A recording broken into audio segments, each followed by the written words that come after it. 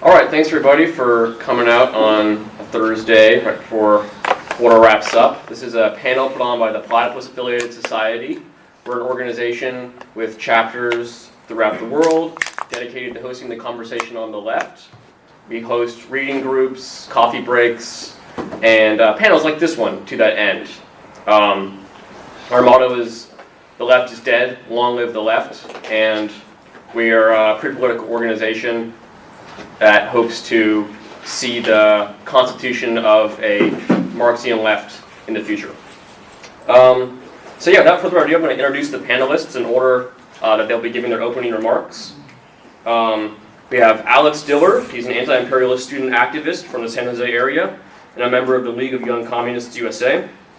David Lau is a poet and lecturer at College 9, and he's an editor for the journal Lana Turner, and his most recent collection of poetry, Still Dirty, was published by Commune Editions in 2016. Josephine Hunt is a second-year undergraduate student at UCSC, involved in anti-imperialist activism. And last but not least, Max Tomba is a professor and chair of the History of Consciousness Department here at UCSC, and his most recent book is Insurgent Universality, an Alternative Legacy of Modernity, published by Oxford University Press in 2019. So now I'm going to read the prompt, and each of the panelists will respond to the prompt, and then there'll be a little time for them to respond to each other, and then we'll open to a Q&A. What does it mean to be a student on the left in 2024? What specific moments and epochs from the history of the left influence and inform you, your thinking, and your activism? What was/is your organization? What did/does it offer to students? What sort of fundamental questions ought students ask themselves in the broader left as students? What does the legacy of the left offer to students? All right, and Alex, go ahead. Okay. Can you repeat the first question again?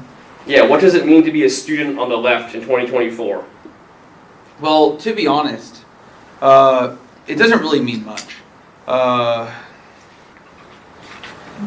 think being a student on the left, being a student on the left, wait, repeat the other questions again. Sorry. Okay. I didn't expect to go first time. Yeah, I'll repeat it once more. What does it mean to be a student on the left in 2024? What specific moments and epochs from the history of the left influence and inform you? What was/is your organization? What does it offer students? And what sort of fundamental questions ought students to ask themselves in the broader left as students? So, I think looking at the recent student protests, right? I think it's positive overall. But I think the big problem is a lot of students have the idea that they'll be in the leadership of any revolutionary movement or in the leadership of any mass movement. And I've seen this tendency, like I've been to multiple encampments. I've helped organize the one at Berkeley. I've helped organize the one at SJSU. I've helped organize, to a lesser capacity, I've helped the one at Stanford. Yesterday I was they just cleared out the encampment and I was waiting until 2 a.m. For their jail support. But and I came here for a few days. But that's besides the point. There is this tendency among students to dismiss the labor movement or to dismiss the working class more broadly and to focus on student organizing and to focus, and obviously they are students, but this sort of student vanguardism is a term I'll use, right? And this leads them to adopting ultra-leftist politics and leads them to adopting basically little regard for optics. They try to force the movement to take up these only the most revolutionary slogans, only the most advanced slogans, quote unquote, and try to make the movement as fringe as possible, because to a student they want the most radical option possible. But sometimes this little regard for optics ends up turning away the 85% of the working class. And one example I'll give is at the Stanford encampment. And to be fair, this was not done by the students there. It was done by students outside who tried to impose themselves on the encampment. But you had people who would come to the who actually came to Stanford and then started spray painting on the walls of the campus. Like kill all, it was like I forgot what it was. It was like kill all hostages, which like not even Hamas advocates for. And then there was another one which was fine, which was like end U.S. aid to Israel. But the point is that, and I forgot what the other ones were. But my point is that the little regard for optics and the fact that they allow themselves to be so easily co-opted by outside actors, and overall the fact that I feel like there's not enough of an emphasis on the working class role in such a movement. Like back during the 1980s, during the anti-apartheid movement, there was both a united effort of the labor unions and of the student movement. But I feel like the big mistake here is that, sure, labor unions may have released statements regarding like the Palestine protests and may have released statements regarding the situation in general, but all they have is statements and they haven't gone any further. Why? Because the union bureaucracy wants to prevent anything from going forward, and they don't want to actually threaten the system because they rely on donations from the Democratic Party, and overall, like the political survival of the union bureaucracy relies on keeping the status quo. So I think what's important, so I don't tail the union bureaucracy. I don't think that unions are necessarily the solution, but I'm saying the working class more broadly needs to get involved.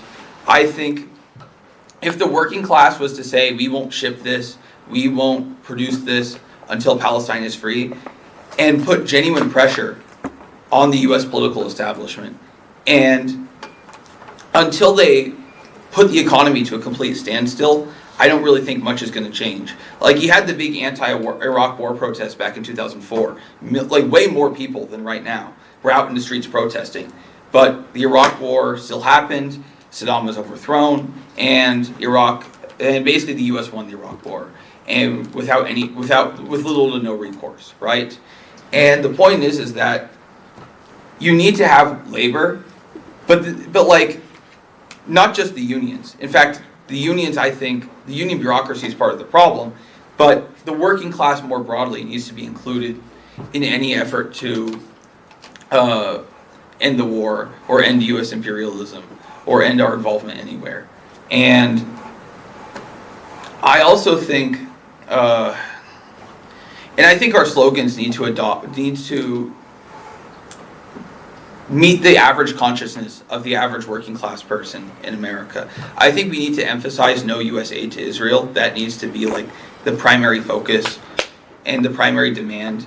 Like, obviously Free Palestine and all the other stuff should be there as well, but I feel like a lot of the protesters, the student protesters themselves are fine, but a lot of organizations that come in refuse to like bring up the demand of ending U.S. aid to Israel, when that is literally like what would end this tomorrow. And I feel like people want to intentionally avoid the question of our involvement and how much of a role we play in supporting Israel and in supporting the genocide. And I think we need to focus on our role that we play as Americans in supporting Israel and in supporting Zionism. So, yeah, I think that needs to be part of the focus. I think when it comes to the student movements of the late 60s and early 70s, there were some successes, but ultimately, I feel like those movements were what Gus Hall described as petty bourgeois radicals or middle-class radicals. And a lot of those people, sure, we did get out of Vietnam, so there was a victory there, and sure, these were big movements, but they all fizzled out after a couple of years. And most of those people who were involved are not even like left-wing anymore. Like, a lot of people, like, I know people personally who grew up in SDS, and they're of the boomer generation, and now they're like Trump supporters, right? Like, that politics being Eldridge Cleaver. Yeah, that's one big example. But also David Horowitz. David Horowitz used to be, and Lyndon LaRouche was a Trotskyist in his youth. Like, the problem is, we can't have radicalism for the sake of radicalism, and I feel like this is a lesson that the student movement keeps on having to repeat over and over again. I feel like this student movement has actually avoided repeating some of the previous mistakes of past movements, but I also feel like we're repeating other mistakes that past movements have made. And to be honest, like any student movement's going to be broad. You're always going to have different perspectives, but I think You gotta cut it a lot of slack. yeah, I agree. Yeah. I'm just gonna Go wrap ahead. up the rest of Go your ahead. remarks, and then Go we're ahead. going to David. Go If you have ahead. any final things you want to say, go ahead. I just think the working class needs to get more involved. Okay. All right, David. That was good. Yeah. Yeah. Yeah. I sometimes worry about just repeating things that are said about what's happening at these encampments, these various graffitis, you know, and but I appreciate that you've been in all these different things and whatnot. And yeah, I agree with a lot of what you said. I think the way I would try to explain the contemporary student movement is maybe a little more local dynamics to UC Santa Cruz, and just come at it from that angle. I think also, yeah, historically, I think things are a lot different than they were in the 60s. So then you kind of have to cut even more slack to what are always going to be kind of heterogeneous, you know, reinventing the wheel sort of movements, right? Like that's the plague of the student movement, is that it's always kind of back to square one and the students age out of it. One of the interesting things about UAW is that it's kind of created a dynamic over the last 25, 30 years now where students haven't just aged out, and there's actually been like consolidated experience in the union and even in the union bureaucracy where students have gone into it. And so, yeah, I mean, so I would kind of maybe start in the 90s and say, a lot of what it means to be a student on the left today or something like that, it goes back to that time. And we're talking about a time where anarchism was kind of being uncovered, at least in California and in the Pacific Northwest. And the Zapatista struggle of that time, and the kind of ideas around a new idea of like a communist party, or at least like a vanguard that was more inclusive. That was like the Zapatista idea. And then there was Seattle, and there was a lot of student connection to Seattle. Are these events familiar to people? Like when I say Seattle? You mean 1999? Yeah, 1999, yeah. So I think that informs a lot of the California student movement left, is like the kind of post-90s formation. Kind of after the Soviet Union, there's some Trotskyism obviously in the mix there. I was a student myself at UCLA in the 1990s, and the ISO used to like post up outside of Robert Brenner's Marxism class. They would just hang out there and like try to sell the newspaper. So it was kind of, that was the 90s. Mike Davis, there's a whole like New Left Review thing at that time too.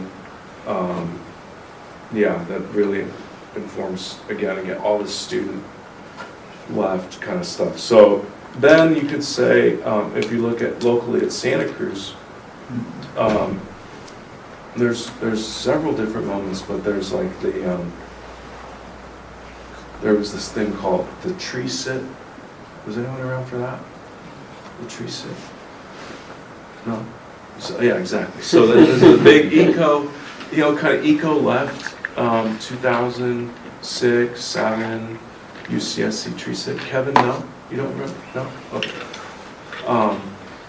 And that was, they did tear down the trees and they put in all those parking lots, you guys know, like around Baskin, and so people sat in those trees for months on end, and it took student support. Then there was like this attack on faculty housing. Remember that? There was like a kind of bombing with eco-terrorism kind of thing against people doing like scientific research. So there was some stuff on campus connected to kind of like an eco left. Some of it was like nice and wholesome in the tree sit, and some of it was like, a little kind of off the rails. Maybe the FBI was involved. That's one thing one should always remember about movements in the United States. So, especially when they start getting very radical or things start taking on these like extreme fringe elements, you always have to be careful and think about who's trying to influence things. That's a very crucial and very real thing to think about. So then I would say, obviously, things are not really on the map. There's no popular memory around campus of them. But what is probably more on the map is the Occupy of 2009. Is that true? Do people know about the origins of Occupy in 2009? Here. It's a little dusting off history for undergraduates. But that's true, right? I mean, you guys know it. Yeah. Yeah, okay. So basically there was this attempt, I was involved in it directly, to kind of spark off resistance to all the tuition increases and budget cuts and whatever. And there was this attempt to have occupations at Berkeley, Santa Cruz, and UC Davis. And the ones at Davis and Berkeley were wound up, but the one at the Graduate Student Commons went on for like a week, and then that created like a big wide movement on campus. It's kind of like what's happened with Palestine. That's what I would say. That was like, maybe the Palestine thing is bigger than that, so that's notable if you had to compare it to that time. So then, what I would say after that is that that turned into a bigger Occupy thing. And maybe I'm just kind of repeating what you were getting at, which is that there was this tendency that I saw happen with these different movements, which was that when things were evolving creative and kind of forward movement, students could connect, differences were overcome. It didn't matter that we disagreed about this or that, we're all in it together.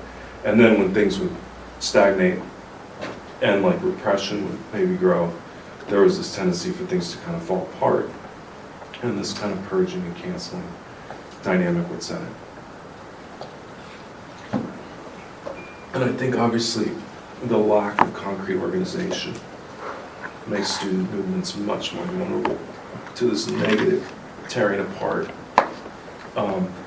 kind of political rat level, where people can just kind of come in and things can be rent asunder, and these little nests that you think you've carved out of political resistance are just suddenly gone.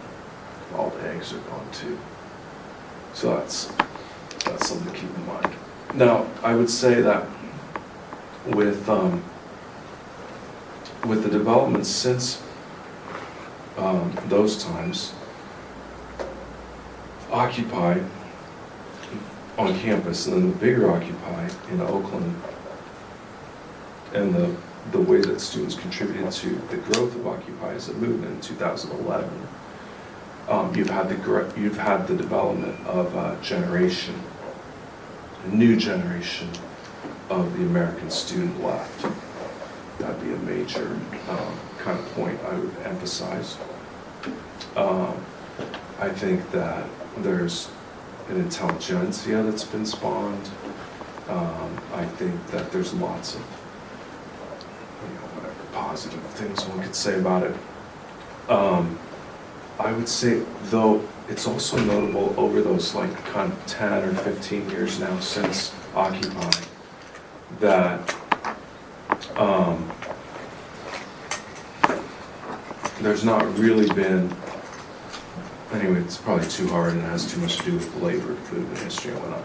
There's not really been an attempt to kind of like refound some big thing. There's been this political development of DSA, which I myself paid dues to. I'm a dues-paying DSA member,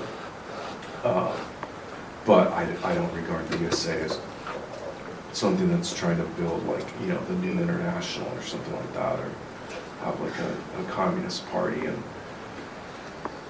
Okay, so that's one thing I would say is just about the historical development of a kind of new American student movement post-Occupy. And I think you see some of the fruit of this is the Palestine Big Day. I'll just wrap up with one more comment, which is that there's many good signs with the Palestine student life, for sure. It's like so heartening. So I would say that compared to even the recent Bernie thing, which I think a lot of these students are maybe kind of loosely connected to, and it's got way better foreign policy. So the kind of foreign policy mention of the U.S. and the stuff that you were getting at, like, not funding for Israel, that's a really coherent idea to people right now, that we shouldn't be funding this. That's a good sign. It's a good sign of where the kind of student left is, I think. Yeah, but always generous, always big-hearted about them. That's my personal take, just warts and all. There's going to be bad graffiti, openness to infiltration, yeah. Okay, thank you, David. Now, Josephine, would you like? Yeah. Alrighty. Well, I'll start with the first question. What does it mean to be a student on the left in 2024? I think that if we are going to have a sensible definition of what the left is, it has to be a Marxist definition. Marxism is the scientific ideology with which we evaluate social struggles. I might be more provocative and lose some of you if I say that the Marxism of the present moment is Marxism, Leninism, Maoism, but I digress. That is true, but not the point. I think that Marxism understands the left as a historical positionality and history as a process of struggle. History is a process of struggle and a process of progress.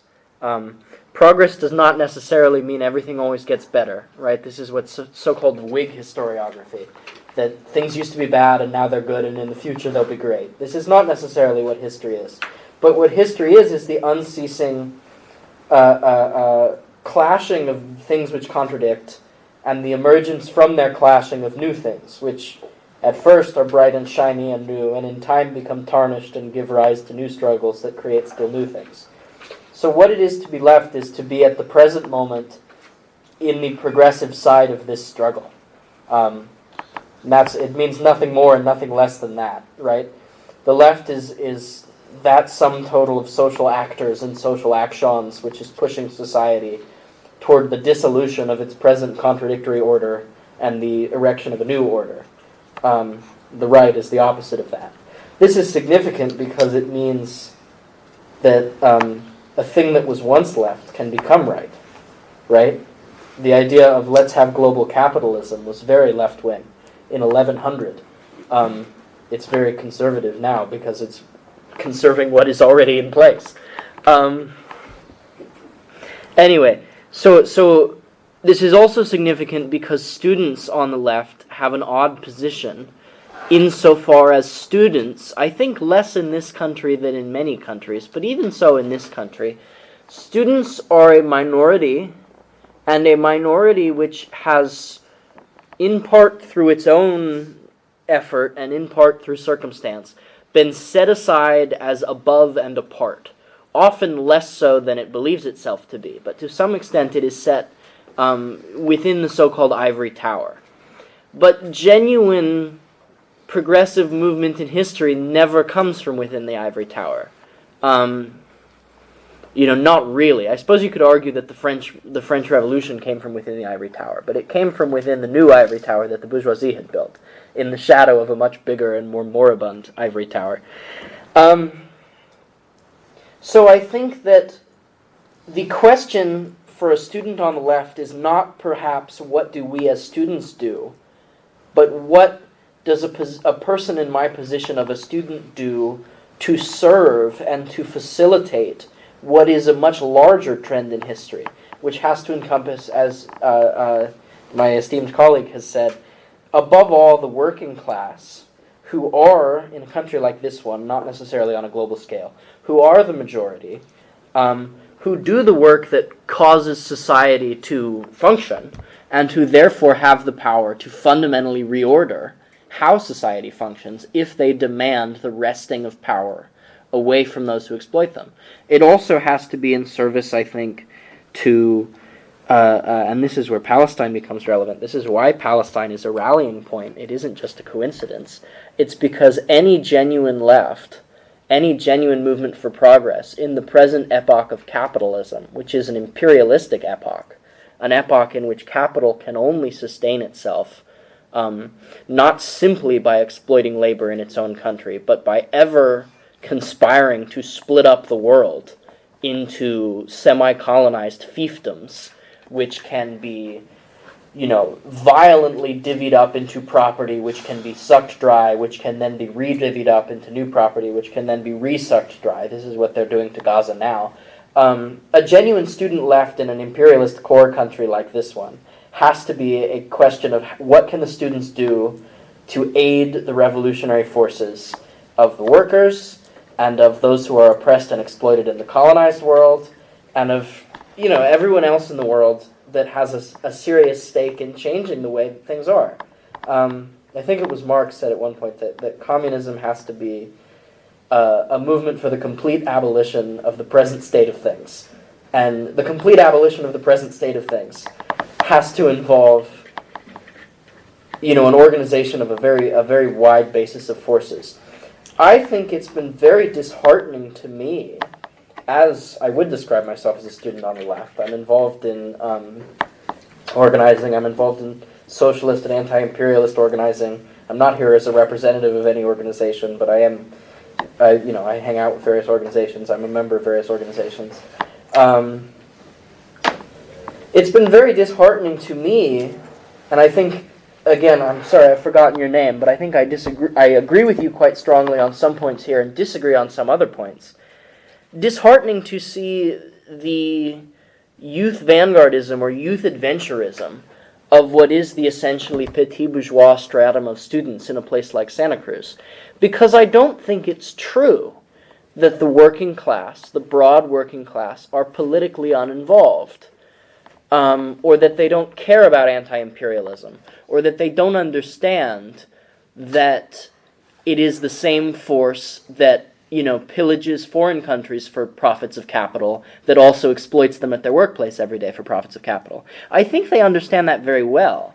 The union, for instance, of service workers on this campus is the AFS-CME, the American Federation of State, County, and Municipal Employees. This is your bus drivers, this is your janitors, this is your cooks who are not students in the dining halls, and I'm sure, people who do maintenance. I don't know if it covers electricians, people like this. I've spoken with some of these union members and these kind of middle-level union leaders. They have very acute political understanding. They do understand their position. They do understand, right, that the university is a capitalist institution disguised as a nonprofit, which maintains itself through a portfolio of capital that can only exist because it sucks up the products of the labor that they do, and meanwhile, they are scurrying about the state, desperately trying to scrape by. They understand all of this, and I think that the radical students would like to believe that they understand all of this, but they consistently fail at going down among the workers and working together with them. In the encampments, we have this very prevailing attitude that when you see anyone who looks too old to be a college student, they must be a cop, right? Well, okay, how the hell are you going to organize the broad masses if you can't trust anyone over 30, right? We have, the UAW is on strike right now on this campus, and it's very disheartening to me how little student turnout there is in solidarity with those workers who, after all, we could not learn anything without, right? The use value they produce in the form of education, you might say it's less so the stereotypical image of a proletarian than someone who works in a steel mill. Well, quite true, but we are dependent on them. And it is their revolt that will overturn the system that has been built on the backs of toilers.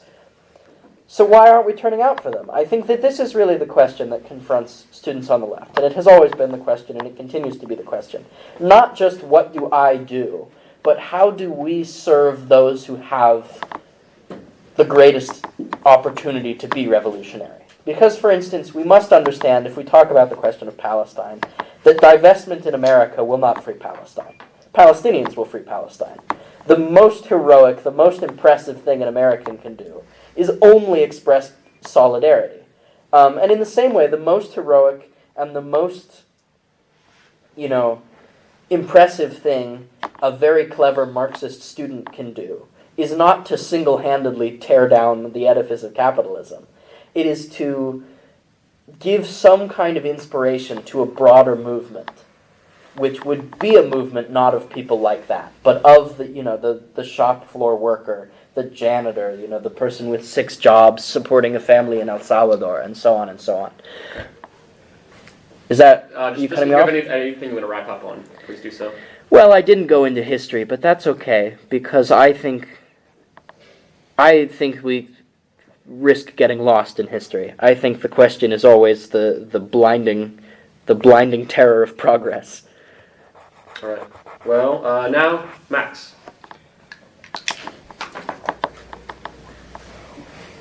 You have a very difficult question. So I think the best I can do is try to summarize what has been said in reverse order. And then try to redefine the same questions in the present conjuncture. This is the best I can do, I think. So I see 3 big issues or questions. One is, let me put it this way, what is the left? The other question is about the history and the legacy of the left. And then there is another question that is that concerns the link between the left and the working class. So, as I say, I think the best I can do is try to redefine these 3 questions in our present conjuncture, and then what is our conjuncture? Where are we? And I would say it's not a happy time. So what I see around is the rise of authoritarianism. Authoritarian states are basically the majority of the states now in Europe, and not only Europe. We have India, we have China, we have many other countries, and probably very soon you will get Trump again. If you define Trump as an authoritarian or not is another issue. So authoritarianism on one hand, and new wars on the other hand. So now I think the first question is let's address the question of authoritarianism from a leftist perspective, and I would say that the left, or what we still call the left, has a very extremely sophisticated analysis of the authoritarian state. The left has a sophisticated analysis of the rise of authoritarianism, historical fascism, and so on. But the left cannot say so much about the reason why people and working class are voting for authoritarian populist movements and parties. Very often what I read in some of these extremely sophisticated analyses is that basically, people are manipulated. That, in my reading of people are manipulated means, because they are stupid and they cannot understand how they are subjected to misinformation and manipulation. I think this is a wrong starting point. I think tactically, strategically, politically, it's very difficult to gain the trust of people if you address them as idiots who are manipulated. And then basically what you want to say to them is, oh look, but I can give you a better manipulation. Or you try to fight against the manipulation with a kind of a counter manipulation. I think good luck. So you need media, you need power, you need force, and I think again at the moment this is something the left doesn't have. Sorry for giving a kind of a very pessimistic and dark picture, but I think this is my task as a European invited to talk about the left. I always, an autobiographical note, I always appreciated the fact that the US left is usually very optimistic. They try to see possibility and chance in what is going on. That was my first encounter with some people on the East Coast. Whereas I think there is a kind of a dark attitude of the Europeans, and we try to see things from the dark side. So how bad our present is. So back to the point. I think one of the first questions about our present, our conjuncture, is how can we address these people who are following, voting, supporting authoritarian movements? Why do they do it? And I would say my first reaction is because they are expressing a strong sense of dissatisfaction with the present. The point is that we are not able to grasp this dissatisfaction. We are not able to address their sense of dissatisfaction. And we can talk about that. The second thing is I think some of these people, they see the present as horrible. I think they see the future as a nightmare that can be even worse than the present. And for that reason, they are looking back at the past as a time in which things were a little bit better. So I totally understand the slogan, "Make America Great Again," because it's a way to think of the past as a possibility, the past as something that was better than the present, and is just another way to express dissatisfaction with the present in a time in which it's no longer possible to have a faith in progress. This is a problem. The left was born together with the idea of a progress. The term left was born with the French Revolution. At the same time, people like Condorcet were producing new theories of historical progress. This idea became dominant in the 19th century. The same idea, the idea of a progress, was the flag of the revolutionary bourgeoisie. But in the 19th century, the idea of progress was taken by the proletarians. The reaction of this is an interesting story. So the reaction of the bourgeoisie when the proletarians and the working class movement took borrowed the flag of a progress from the hands of the bourgeoisie, the reaction of the bourgeoisie was pessimism, decadence, decline. There is no faith in the progress. Progress is a concept that has to be abandoned. And it's the story that goes from Nietzsche to Spengler. It's a piece of European history, but this is where this idea of progress was born. So, and then what? For a while, it was possible to keep alive the idea of a progress because there was some faith in some laws of histories. I think that kind of faith has gone. With that faith, the faith in the progress has gone, and basically what happens today is that We are kind of suspended in our present, in which there is no real faith that the future will be better. The present is a nightmare. I totally understand why people look back at the past. Basically, they are looking back at something that is different from the present. The only thing we can get from this looking back at the past, make America great again here, but it's a similar slogan you can find in Europe. The only thing we can get from that slogan is that the people are looking for a difference. The difference between the present and something else.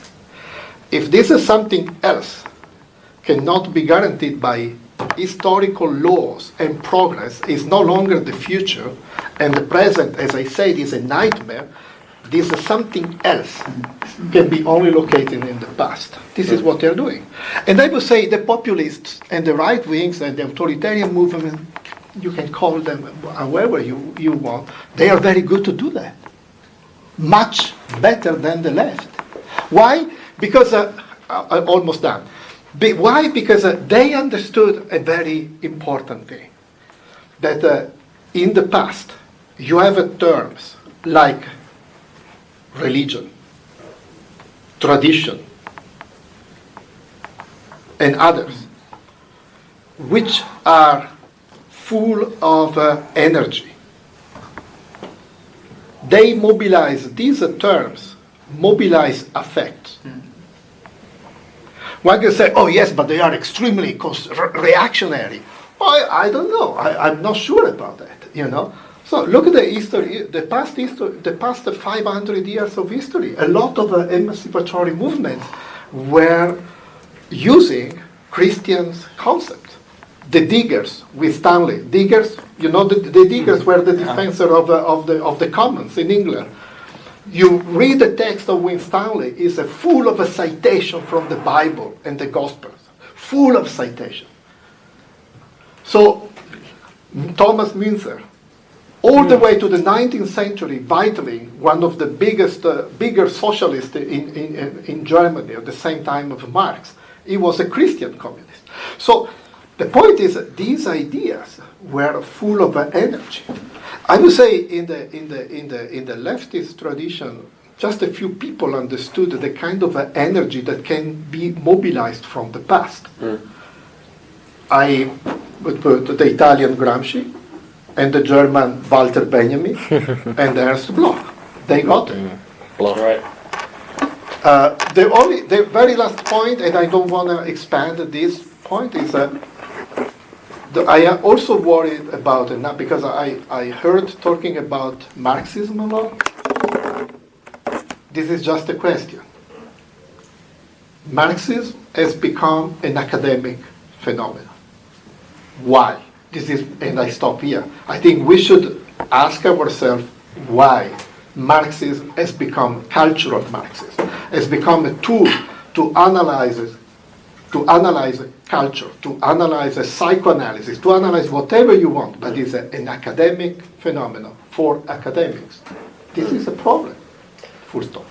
All right, great. And now we're going to move on to a chance for the panelists to respond to their fellow panelists. Take 2 or 3 minutes, starting with Alex. So I'll respond to you, CJ, and what's your name? Max. Okay, so starting with CJ. So you mentioned that quote by Marx, right, where he talks about the changing the current state of things. The start of that quote is, communism is not an ideal state of affairs, but it is the real movement to change the current state of things, which means that the real movement may not be communist in name, but that the real movement is communist in form. Now we still have a need for, I'm not like an anarchist who believes in spontaneity or whatever. I think you need a vanguard, and you need people who have the theory and who have the knowledge. But the point is that we have to have some trust in the masses. And I agree with you in the sense that the labor movement and the working class in general, like, I think a lot of them are already aware and already agree with us. But I think there's been not really much effort on the part of students, on the part of student organizers, to reach out and have some sort of like united effort. And I think this is like when I was talking about student vanguardism, what I really meant by that was the students believe that like they're the cutting edge of the struggle, that they basically just ignore the working class and they ignore anyone outside of the campus. But the truth is, the university is a very remote and closed off section of society that kind of like whatever goes on in the university stays in the university for the most part. And people who usually are radical on campus end up leaving that radicalism behind. And I don't want that, which is why I think we need these people that keep their radical politics and keep their anti-imperialist sentiment even after they leave the campus. And the point is that when you talk about like how on campus nobody trusts anyone over 30, the slogan, and I've met a lot of communist parties internationally. I've met with the ones in Russia, and I've met with the different Palestinian liberation groups. The slogan in those parties is don't trust anyone under 30. Why? Because Because the young people who join these groups aren't always reliable, aren't always stable, and they often end up leaving at some point. This just happens with a lot of young people. To where the older comrades are the ones who have been there, who've been through everything. And therefore, they have a certain knowledge. Like no amount of reading literature, no amount of academic study compares to like having been in the movement for so many decades. And I'm not saying that every boomer in the movement's good. There are plenty that I have little respect for. But I'm talking about communist parties that are actually successful. I'm not talking about little micro groups here. But my point is that you can't just rely on the student movement. And I think the student movement needs to be aware of its own limitations. As far as, in response to what you said... I'm not sure how that was a response. I think all of that is more or less what I said. Well, I kind of agree, but I was just pointing... I want to respond to what you said. I kind of disagree with how you use the term authoritarianism, and I kind of disagree with how you frame the MAGA movement and how you frame populism in general. I have a different view of populism. I think...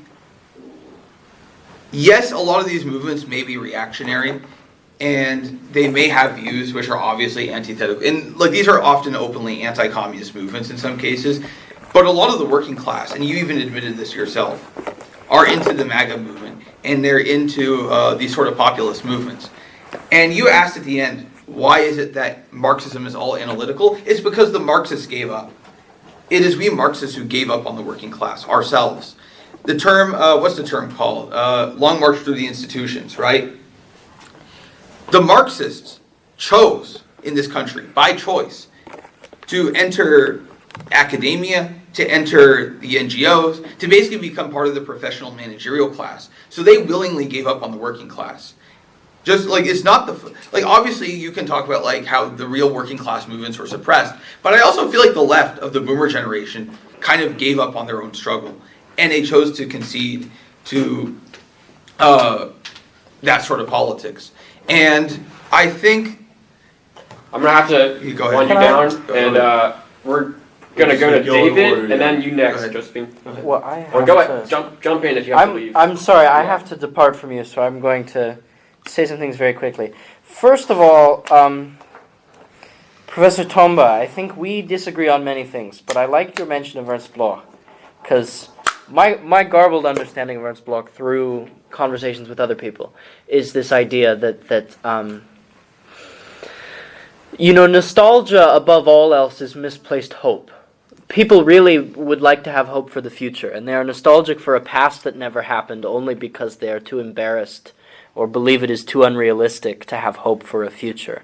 I think this is one of the most impressive things that the student left can maybe do, is demonstrate the reality of a potential future. And I think that there was some of that in the encampments. I lived in a solidarity encampment for a week.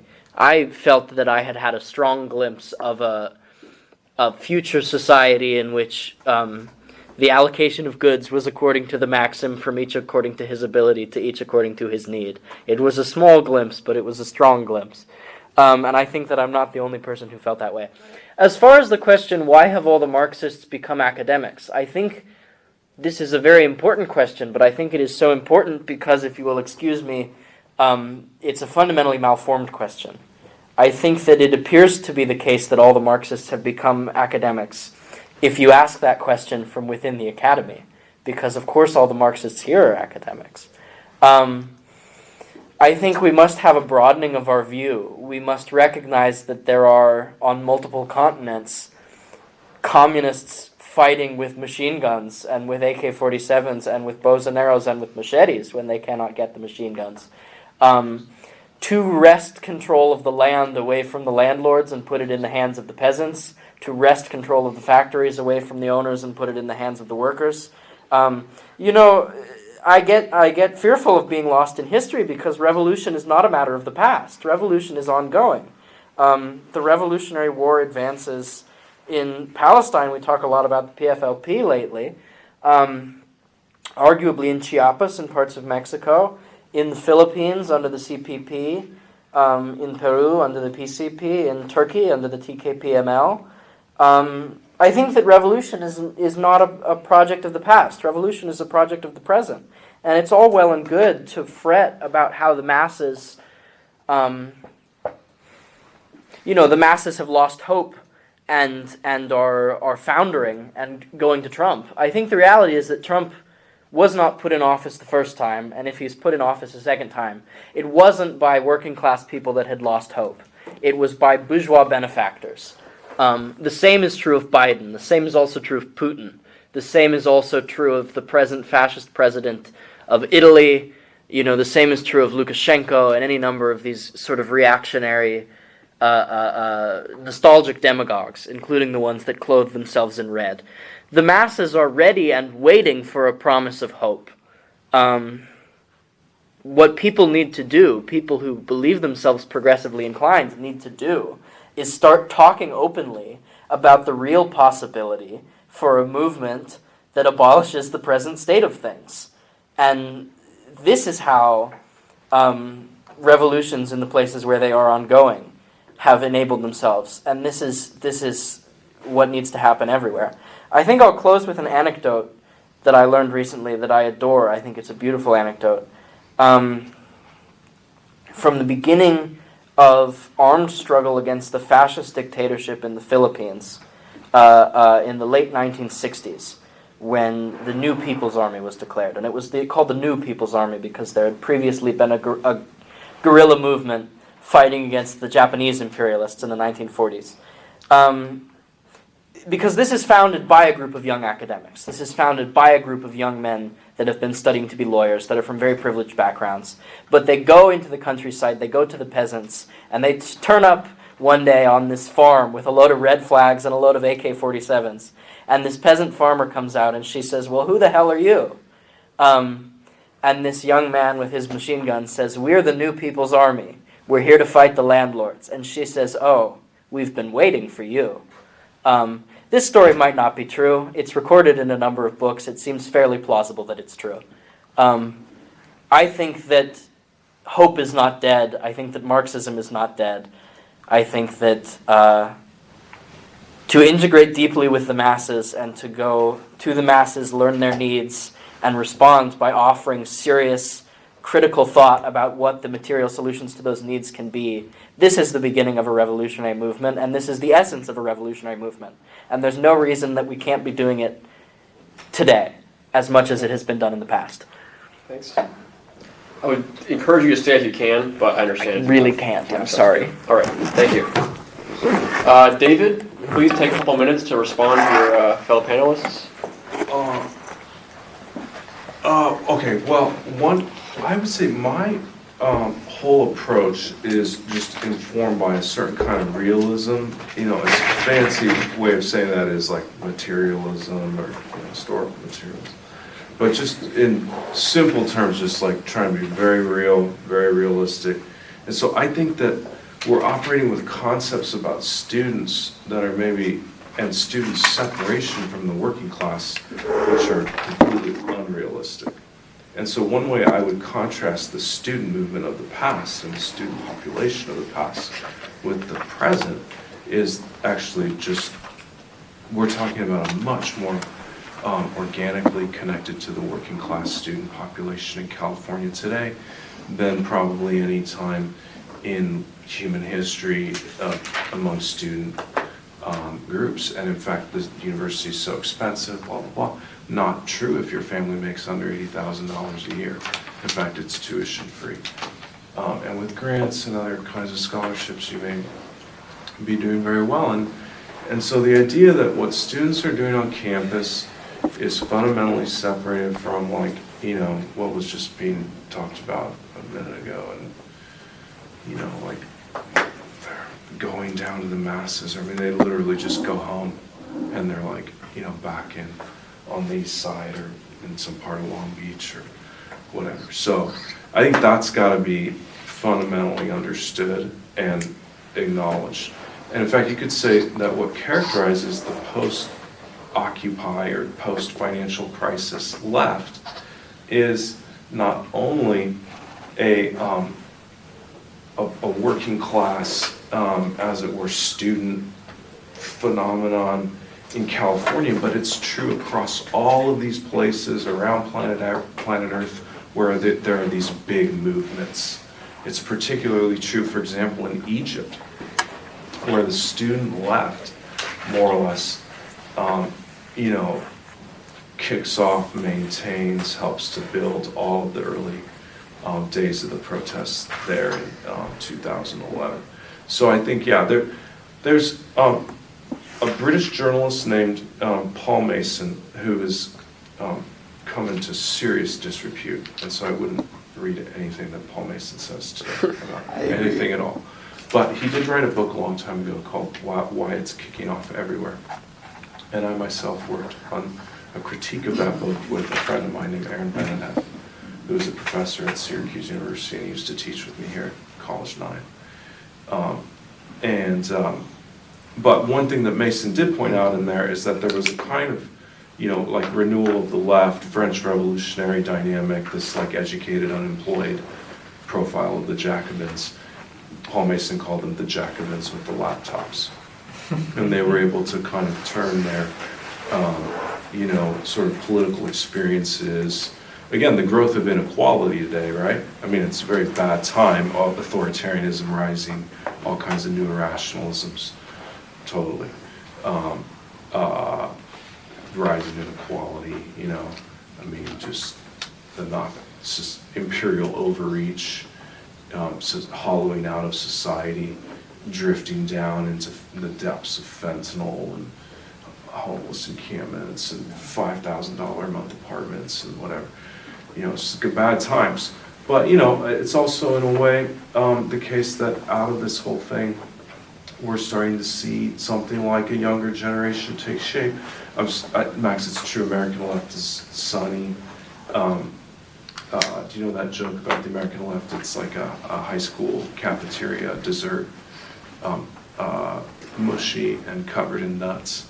Anyway, that's the American left for you. So, but in California, I would say, yeah, there's some maybe sense of optimism around, like I have some of that around this movement. You can see it expressing itself in the Palestine thing, younger people. It can maintain itself through the UAW organization, which people have gone into now over like multi-decade. It's like a whole formation of the UAW around it. You know, people go from undergrad to grad school, even become faculty, and still are connected to like the student movement, you know, so that's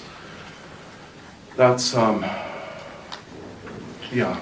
And again, striking at the heart of U.S. empire, you know, this is a huge issue for the U.S. I mean, compared to Occupy, it was much more popular to be against the bailouts. It was a popular thing on the left and the right.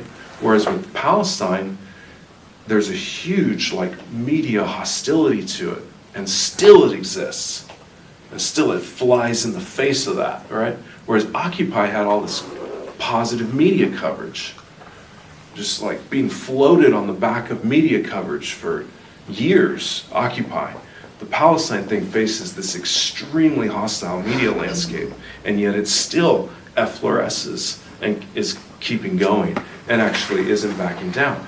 And you've got, I would say, not an Iraq war type of dynamic, but more like a Vietnam War dynamic. Because you got to remember that the situation in Gaza in particular is now going on 2 decades old of just permanent bombardments, assaults, night raids. I mean, there's a reason why Hamas has hellish infrastructure dug out under Gaza. There's a reason why, because this has been going on for so long. Okay. That, so it's more like that when I think about the contrasts. Anyway, yeah, go ahead. All right, now Max. Sorry, It's unfortunate that Josephine had to leave, but please respond to anything that's been said. A couple of things. So one is why did I use the term authoritarianism? Authoritarianism for me is basically, so now I become one of these intellectual with sophisticated analysis. So authoritarianism is what? Is a structural problem. Is characterized by a process of acceleration and of the. It's basically is the reason why the decision-making process today, not only in the U.S., in many states, is accelerating. Why? Because in a few words, because something is going on in basically almost everywhere. You have two different temporalities, and they are completely out of sync. On the one hand, you have a capitalism and financial capitalism. Financial capitalism requires very fast decision, quick decision. Every second you can make a new decision, and things can change in nanoseconds. Now, you have a very old structure that is the state. The state, especially if it is a democratic state, has a very slow process of decision making. Super slow. You have to go to the Congress and make a decision, and you vote, and blah, blah, blah. So what is going on today is that there is a new process of a synchronization of these two temporalities everywhere. In Europe, the left, not the right, began to change constitutions in order to speed up the process of decision making. Not the right wing, not the authoritarian party, the left. So if you take a look in the US, the number of executive orders, Obama, Biden, Trump. Obama used more executive orders than Trump. Are the executive orders democratic? No, they are not. It's a decision. It's just a verticalized decision. So this is what I call authoritarianism. The state is not longer adequate to the financial economic capitalism that is dominant. This is one issue. Now, the same problem is not only about, can we change the state? Good luck, I don't think so. But the same process is going on in many different institutions. And I would say, this is on you to make an analysis, even on campus, on this campus, you have a process of verticalization of decision making. What is the immediate answer? Again, I would say, as a leftist, I would start from my conjuncture and from my position. What am I? I'm a faculty, I'm a student, this is what I can do. What is going on in the institution, in my working place that I call campus? Is this place democratic? To what extent I can define this place democratic? This is the starting point. This is a possible starting point, especially when decisions have been made not in a democratic way. So it happened 1 week ago. The second thing is education, and you know that, has become a commodity. Factories, universities, high institutions for education are organized more and more like factories. Now the problem again is what the hell is the commodity that we are producing? Is education. So let's talk about what is the use value of education. Let's talk about how can we take control of the commodity that has been produced in this specific factory that is the university or or institution of higher education. So what we talk about the working class, I would say, I would love to find a link between, I don't know, students or whoever you want, and the working class with a capital W. No, I don't know. Good luck. Let's start thinking about the working class that we are on this campus. TAs are workers. I am a worker.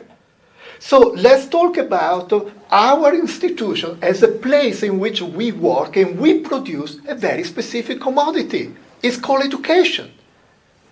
And there is a flow in this production of commodities that follows the flow of money. Students come with the tuition, they get education, low quality education, and then they get out because the new students have to come back, and this is basically MCM prime. We don't need to look at a mythical working class somewhere else. It's here. I don't know, as a left 101, I would say let's start from where we are. It's the biggest employer in California. But The UC, it's like Walmart, basically, By the in way, California, yeah. Great. All right, we're going to turn to the Q&A now. I'm going to just abuse my position as moderator to ask the first question. So, David, you brought up sort of a microhistory of UCSC and how quick the turnaround is with new students, and they kind of, forget what happened 5-10 years ago. And then also, Alex, you brought up, decades later, people who were involved in a radical movement, they go up and become a sort of indifferent member of society. And Max, you also brought up that there were sort of Christian socialist movements from the past that perhaps preserved an element of tradition that has genuinely more sway for people throughout the world, and that might be something to think about.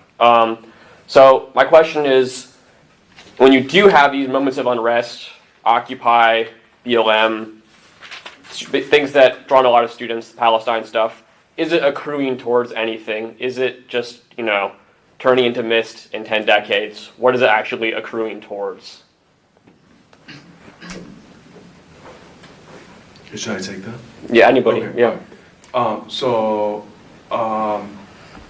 Well, I think that if you have a good analytical approach, you can just sort of see how sometimes, like some of these things, for example, in the media narratives, they disconnect, for example, Occupy and Black Lives Matter.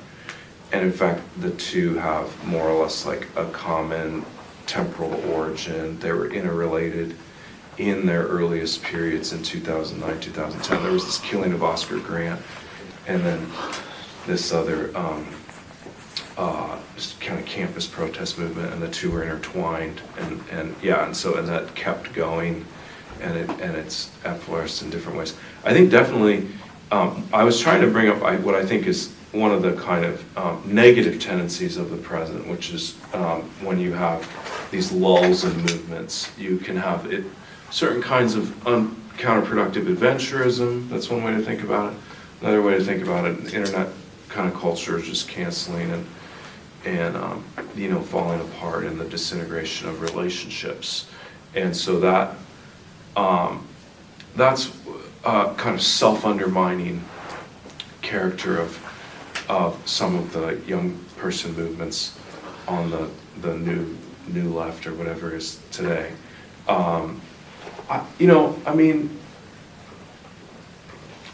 Again, the sign is when you see these movements and these big popular protests develop, I hope that people are able to consolidate something. I'm far from them today, personally, because I have like a 8-month-old child at home, and so I can't go to any encampments or anything like that.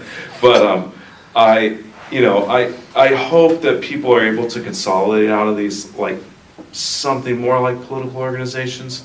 I feel like that was the good part of what happened with Bernie's campaign, was that at least people got the structural, formal ideal of joining DSA, and DSA's membership grew a lot. and the positive, and hopefully some of the negative criticisms of what happened with Bernie's whole thing and the kind of post-Occupy left gets maintained, and this kind of historical memory is preserved. And it's hard to know what will happen with anything, but you know, our materially American society is being hollowed out.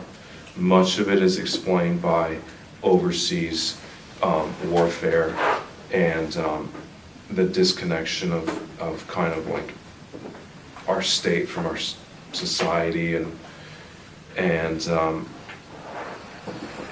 yeah, if the Palestine thing is good because maybe it can bring that point home, and the only way to get this kind of basic stuff like the Bernie was talking about, like universal health care, college free tuition, public housing, you know, a future, is by ending the wars and prioritizing American domestic politics. Okay. Yeah. I want to open the floor to any questions, Or do you guys want to? or if you guys want to take a stab at the question, please go ahead, about what the movements of the past 10 years this year might amount to or accrue towards, but also audience. Robert? So I've kind of noticed a curious thing among the students on the panel is a weird kind of abdication of agency. Like, the best we can do is solidarity. Really, we need to think about the limitations of the student movement, and we need to center on workers.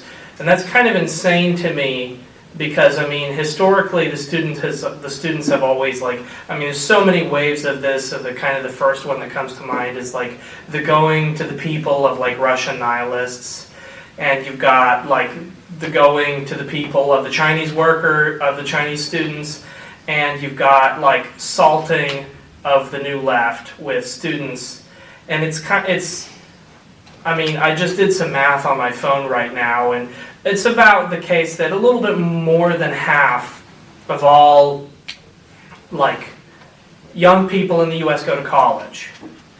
Yeah. So the idea that, like, the best students can do is, like, express solidarity, and really, I mean, we need to think about the limitations of the student movement and recenter on the working class. I mean, that's an insane, again, abdication of agency. It's like this kind of Menshevik, oh, well, we got to take our hand off the revolutionary wheel here. I mean, yeah, of course Marxism is academic. There's no practice. It's just like, well, we're students, we can't do much.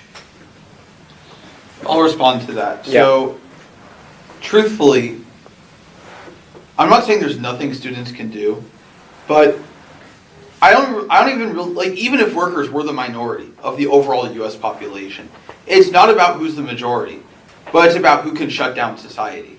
When Marx talks about the proletariat, he doesn't just mean all workers. He's talking about a very specific section of the working class, which has the capability of shutting down society, which, if our goal is to bring about some sort of new society, that is fundamentally what you would have to do.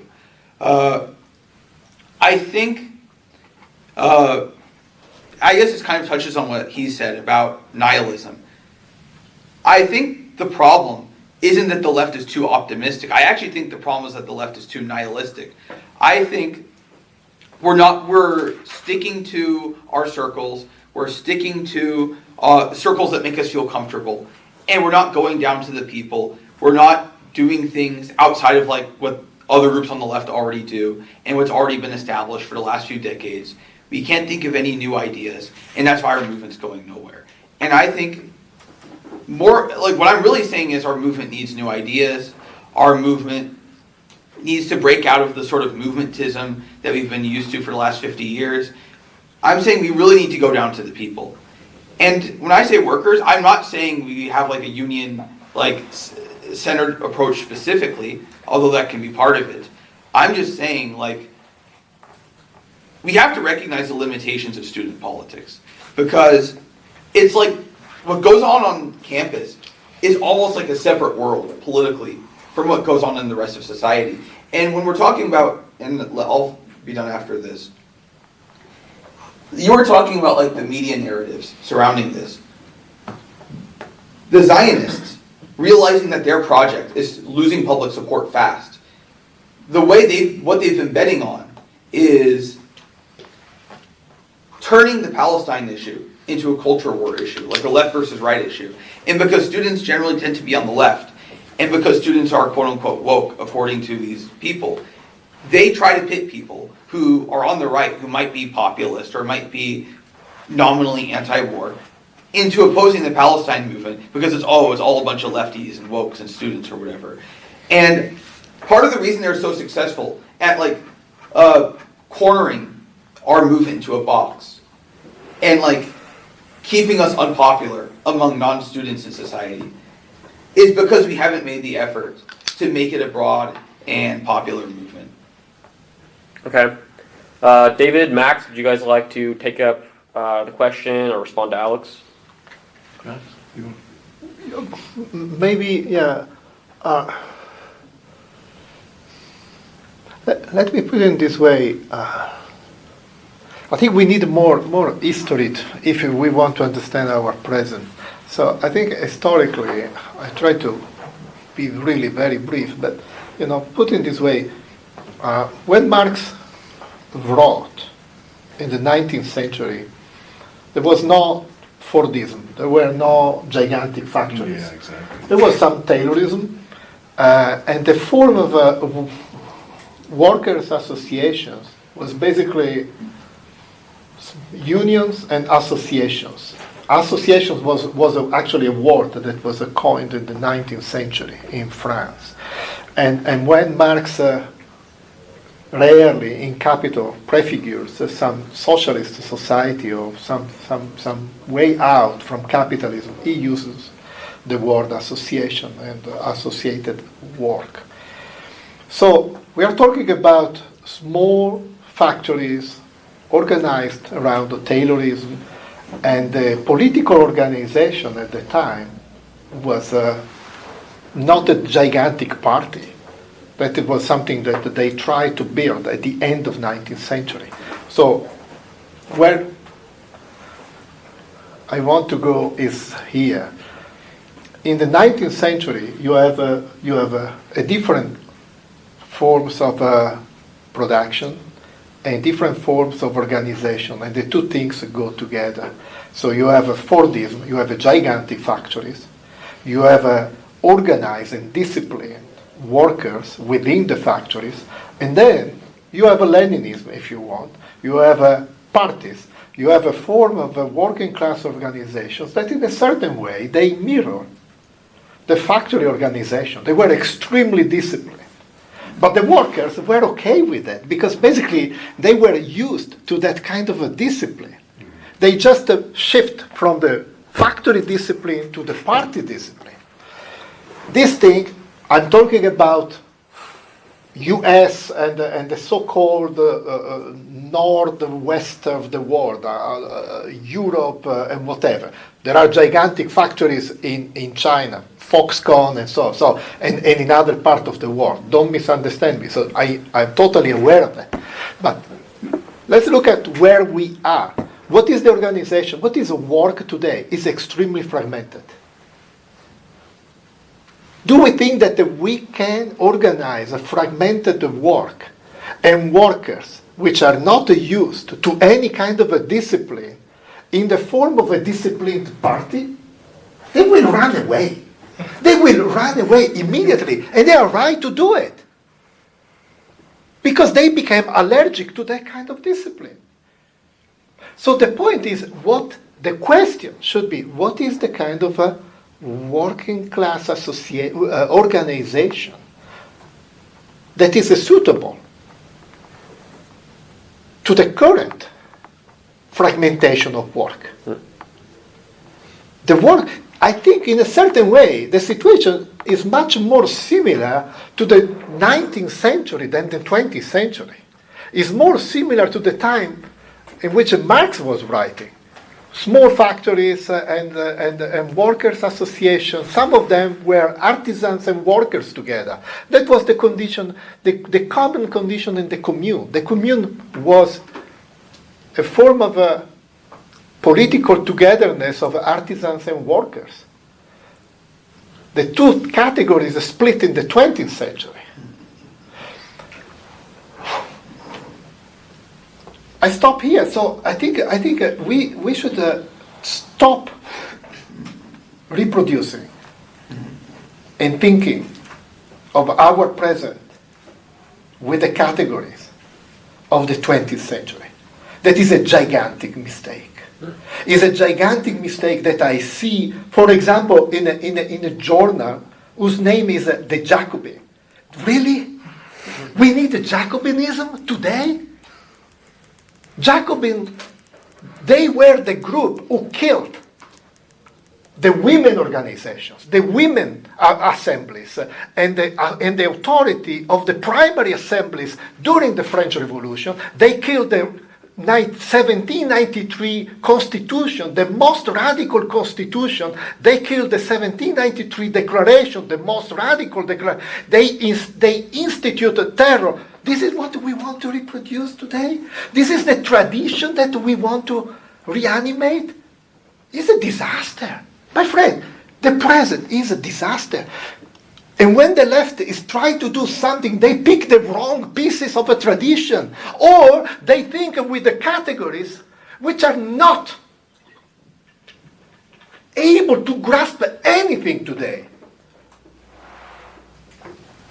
We are doing a kind of a ghost of politics. All right, any more questions from the floor? I don't know your name, but please.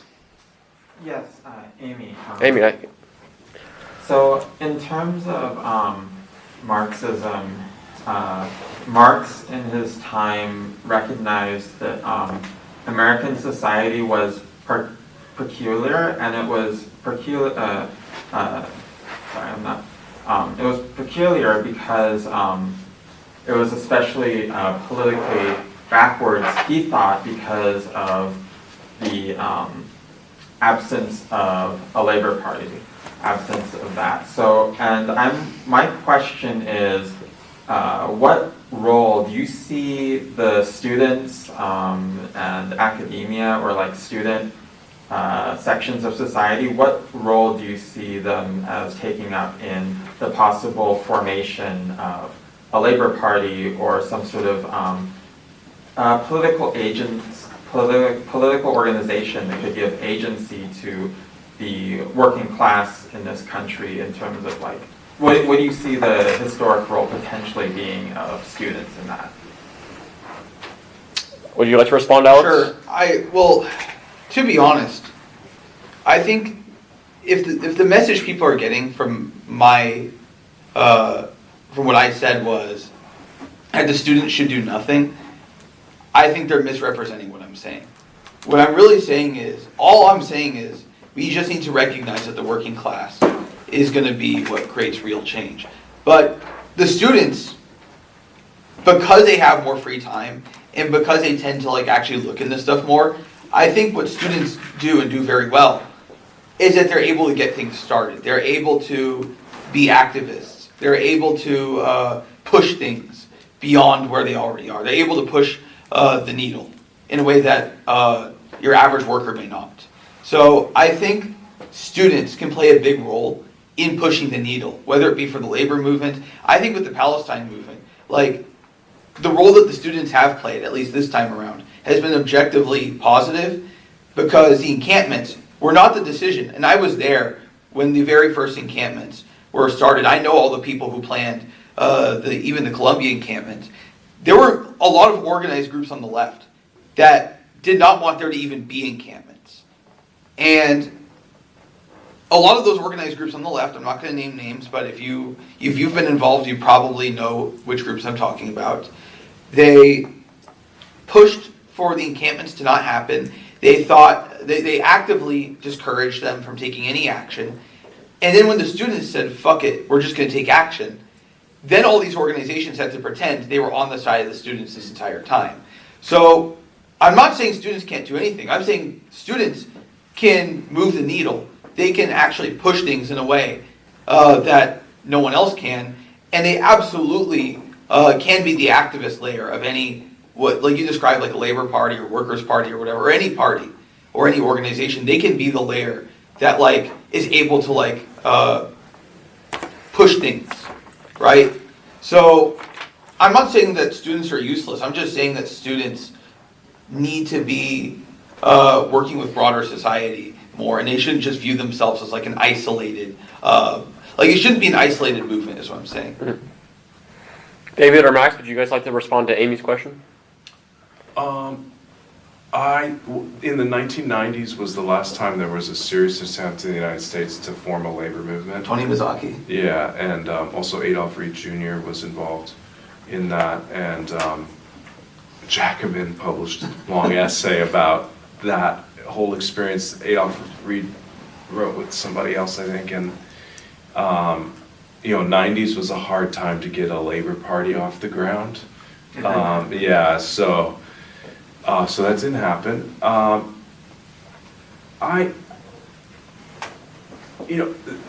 Organized labor is very connected to the Democratic Party, as has already been said.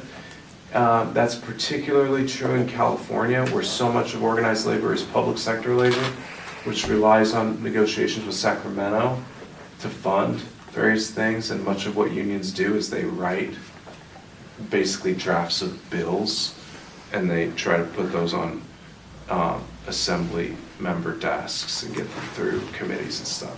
So the labor movement, as it positively exists, doesn't have a real strong, it has a lot of inertia, no strong vector of change.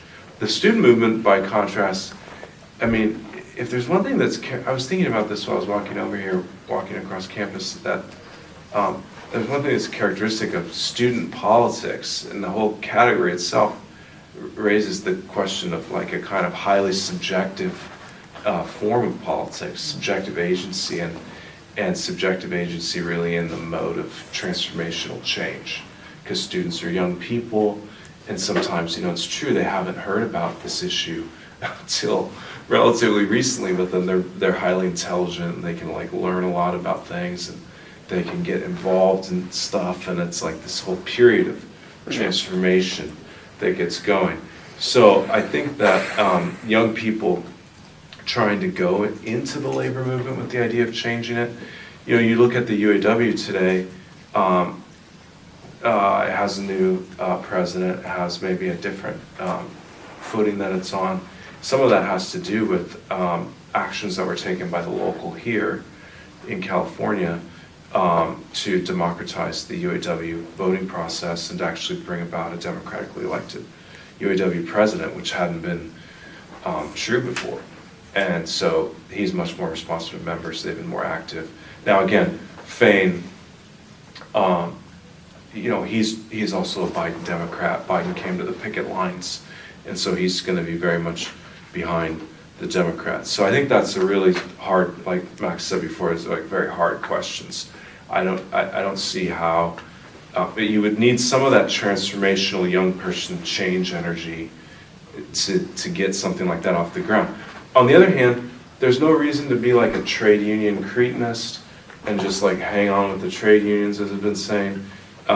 There's all kinds of maybe just political messaging that could happen that could be much more postmodern in a good sense, and post-Fordist, and all about internet communication. Already that's all happening. A political party maybe could develop that had ideas that were applicable to the time. I feel like that's not happened yet, but it doesn't mean that we should rule it out, and there isn't maybe a whole opening that's possible for new political parties. I mean, after Occupy, the highest level of that arguably happened in Spain with Podemos, where the popular movement turned into a political party that won elections, that actually was part of forming a government. And then if you know what's happened in Spain, it's not a happy story there since then, and Podemos has been kind of rent apart, and the populist right is in much more of the driver's seat than compared to 10 years ago. So some of the pessimistic European story is there too. But I do think that that was maybe a dry run, and you know, there's some a politics of the 99%, politics against inequality, a universal class politics, which isn't about being an industrial worker, or what, you know, or having some kind of a authoritarian workplace identity. Along with, you know, Max was bringing this up, this factory military, the military discipline, you know, workers and soldiers. I mean, the Bolsheviks relied basically on these kind of different existing military-style disciplined realities out of which they could build this kind of hardened party. You know, and in a way, that's, we're not really talking about, but that's kind of what Hamas is. Hamas is not a Marxist-Leninist organization, but it's a very hardened cadre organization, just like the Islamic Brotherhood is in Egypt today, right? So you have, you still have examples around the planet where you have these kind of like hardened cadre formations, even if they're no longer like, you know, the ideological stuff that you guys know about as students, you know, Marx and Lenin. Would you like to pick up anything, Max? If not, we can, you know, ask questions. We kind of have to run. Can we have this be the last one? Is that okay? Yeah, if we do the last one, we can fold. You can fold your closing remarks into the answer. But Okay. Kevin, please. Yeah, so apologies to Max. I'm going to bring up something from the 20th century. I hope that's all right. So when I think about like when students were raising the relationship to the history of the left, the most, I think, obvious or natural choice, or the thing that comes to mind, is the new left. So the student movement that arose in the sort of late 50s and the early 60s. And I'm reminded of some addresses that C. Wright Mills, a sociologist, Sir Stuart Hall, I know cultural Marxism was mentioned. I think Stuart Hall sometimes gets associated with that. They addressed the burgeoning student movement at their time, and they thought that was curious, that a bunch of petty bourgeois, intellectual types, students, not the traditional working class, was in their own way reaching for Marxism, historical Marxism, and that it was somehow expression, however oblique or vague or indirect, of crises that were going on in official communism, for instance, the Sino-Soviet split, and also in mainstream bourgeois politics, such as the crisis of the Democratic Party, the ruling party of the entire post-World War II world, in something like the Civil Rights Movement in the United States.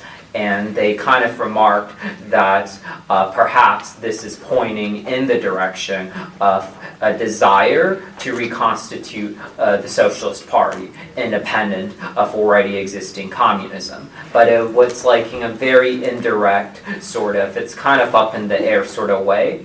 And of course, we can look back now and say that the student movement of the late 50s and 60s did not lead to a reconstituted Socialist Party. And in that sense, on the one hand, we can say it maybe didn't fulfill that sort of up-in-the-air mission that was why they would have reached for Marx in the first place. And so my question to all three of you guys is, why didn't it succeed? Why didn't the student movement of the 60s and 70s and the 50s lead to a renewed struggle for socialism? And are the student protesters today, like with the encampment and the UAW strike, are they in a better position to evaluate this than the students in the past? Do they have less baggage? Do they have more baggage? Can they succeed more? Can they fail more?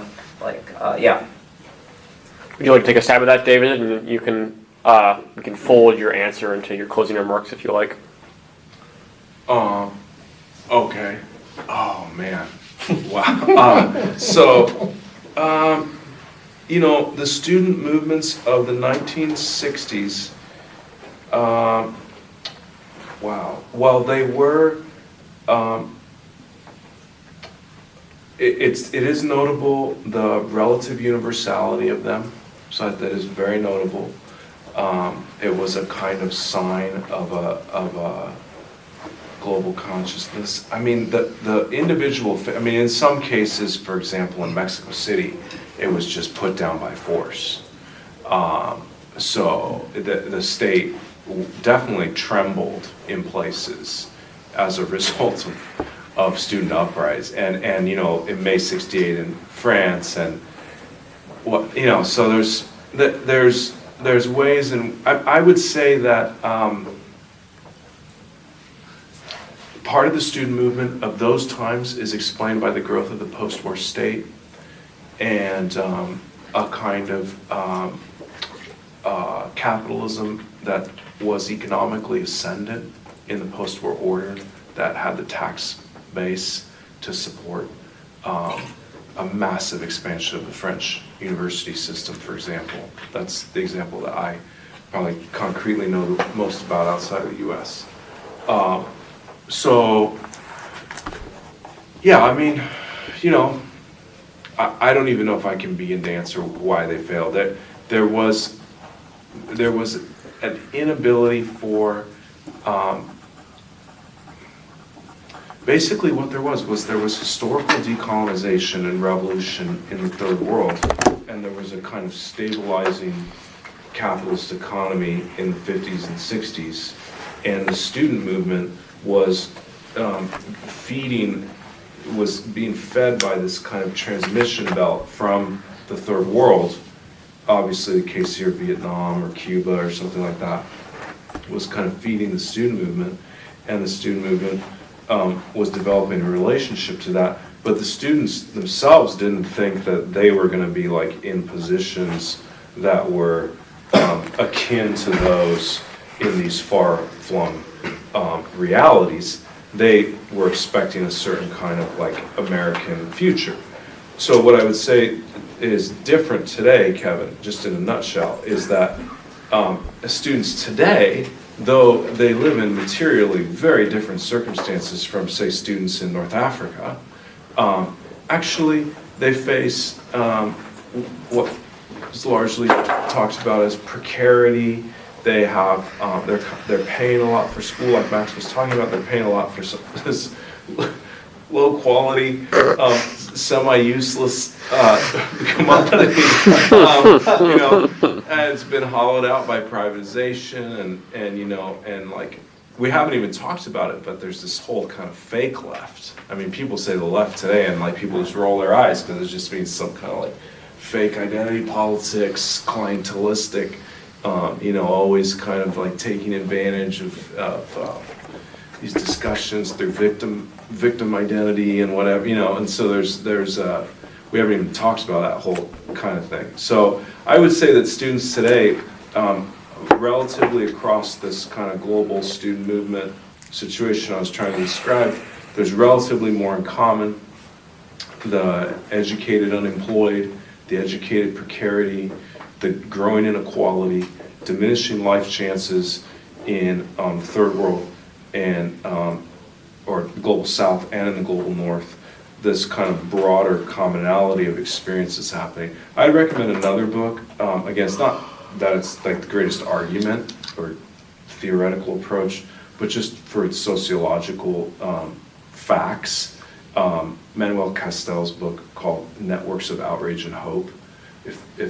That's a good read, and it's a kind of review of all the movements that came out of the financial crisis across the planet. And there's a new book now by this guy named, it's a journalistic account, but it's also very rich and thoughtful, by this guy named Vincent Bevins, who wrote a book called The Jakarta Method that got popular some years ago, and this one is called If We Burn, about the kind of post-2008 political movements. Okay, Alex, Max, why did the students in the 60s fail to reconstitute a socialist party, or, you know, whatever you're saying, Kevin? Something like that. Yeah. Well, truthfully, first of all, I don't think most of the students even wanted that. SDS, which was like objectively where most of those politics took place. SDS was such a broad organization that it included like all sorts of people. Like it included anarchists, so you had people with different perspectives, some of whom like remained part of the Democratic Party in some form, even when they were in SDS. Some of whom, like including anarchists, which were pretty big within SDS, especially in the beginning, didn't even want a political party at all. And when it comes to like a new party, like a lot of them, and the ones who did want a party, a lot of these were Maoists who, what they meant by a party was like a tiny little sect of like 20 people. Like, there was no real direction among anyone in these movements. And they all wanted different things. They agreed on like the most important issues of the time. But truthfully, I think it's because there was no real direction. And there was no real agreement beyond like the movement itself on where to go from there. And yeah. Okay. I have no idea.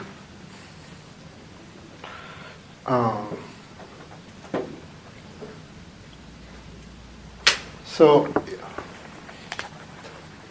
again, think historically for a second, because in a certain way, the answer you want to give to that question depends on what you are looking for, So when Trotsky analyzed, investigated the reason of the defeat of the Paris Commune, his answer was, they didn't have a centralized party. And obviously his answer was an answer for the Russian Revolution. This is what we need in Russia. If we don't want to repeat the failure of the Commune, what we need is a centralized party. So I would say the answer to your question is similar. It depends on where you want to go from now, from your present. Because if you have in mind the need for a centralized party, then you can go back and you can say, the reason of the failure is there was not party, there was no organization that was able to put together the different interests and so on. Or I think, I think when I said I don't know, I am very honest. I think today, for the reason I said before, we don't have available categories to understand what is going on and to find reasonable answer and forms of political organization, because we don't have categories. I think this is a time in which is a time for humility. We should really become very, very humble. And I would say, instead of dreaming big parties or whatever, I think we should just learn from what is going on. There are many experiments, and I would say there is a lot we can learn from the Zapatistas about democracy, local assemblies, local form of authorities, and decentralization of the state. That is an interesting way to go. That is very often the opposite of what the left is dreaming. This is I think in this country, this kind of a decentralization and local authorities is much more in the agenda of the Republic, of some conservatives, than the Democratic Party. But this is what the Zapatistas are doing. If I look at another example, is in Cochabamba, 2000, there was the water war, and they coined the term social property, and they said, not Max, they said social property is neither private nor state property.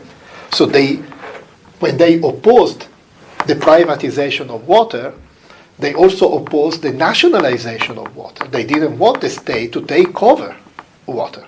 They want to have a kind of a local democratic control of infrastructures and water, in a form of a property possession that is a kind of a combination of a modern legal categories and indigenous categories from Inca regions. So I would say this is the best we can do. Categories don't emerge from the head of some intellectuals. Categories don't emerge if you take my classes. Categories don't emerge from university lectures. They can emerge from real practice, social, political practices and movements. This is where you can see theory in action, you can see categories, and we have to be humble enough to understand how they work and how can be applied to our present in order to change things. I think this is the best we can do. Again, it's a call for humility, and let's try to be very humble and learn from local movements and local practices in which something emerge. And maybe it's not bombastic, but can be very significant. I want to quickly reply to that. I actually agree. I think we Marxists need to humble ourselves to the masses, and we need to humble ourselves to popular movements, which may not be ideological in character, but have mass support and speak to an issue which the majority of people objectively care about, and which speak to an objective necessity of freedom. All of Marx's writings, especially his earlier writings, I know some Marxists, I know Althusser talks about the early, later Marx. Some people reject that. Whatever you think of that, Marx talked a lot about the concept of freedom and how the history of struggle, the unifying theme of the history of struggle, is a constant move towards greater freedom, right? So you were mentioning the U.S. right wing wanting greater decentralization. One view I've had that's kind of unorthodox for a Marxist is I think libertarianism, at least in the context of the U.S., is fundamentally, it may not say it and it may even oppose it, but there is a Marxist character to it, in the sense that even though they may have the wrong ideas about economics, they have the right, first of all, on foreign policy and a lot of other things, they have the right ideas. But second, even going beyond that, if you look at what Marx actually believed, there's a lot of crossover between Marx and Mises, in the sense that Marx was against taxation, Marx was a free speech absolutist. If you put all these things together, Marx wanted to abolish work. He was, after all, communism is free time and nothing else.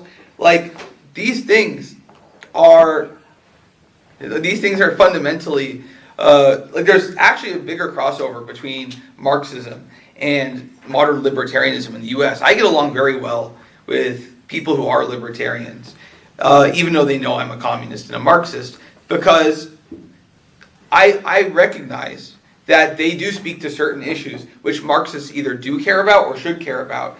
And I think there should be a crossover eventually between, and I think the goal of Marxists in America really is to cross over between the different populist and popular social movements of the last 30 years, whether that be Occupy, whether that be the Black Lives Matter movement, whether that be the current Palestine student protests, whatever they may be. I think it is our job to support whatever popular movements exist, but also add the theory and add the context, which may make those movements more powerful.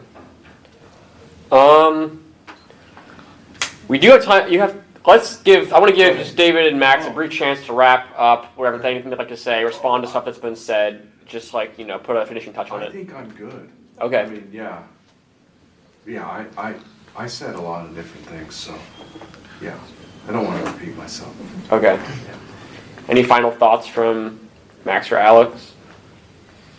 No, I think that is a very, very important thing. I think it's something that always surprises me in this country is exactly what you said. So a lot of the points in the agenda of the libertarians that in this country are right-wing conservative, something like that, is actually mostly the agenda of radical left in Europe is about decentralization, It's about absolute free speech. It's about and local authorities. I remember the first time I was listening to something on YouTube. It was one of these conservative, and he was describing how what society should look like in terms of local authorities and against the centralization of power of the state and all these kind of things. And I said, so this guy is basically describing the Paris Commune. So he doesn't know that he's doing that, but that was exactly the functioning of the Paris Commune. Obviously, I think we have a different point of view about property, I suppose, but the way they see the state, the functioning of the institution and legality is really interesting. And the point, I don't know, this is a question, maybe a kind of a workshop that has to be done. So how is possible that all these material, or let's say these left issues of the political agenda migrated from the left to libertarians and Republicans in this country? That is something that, I don't know, it's something I would like to understand more. I try to understand, but it's not very clear to me yet. All right. Well, with that, we can conclude the panel, and a round of applause for our panelists.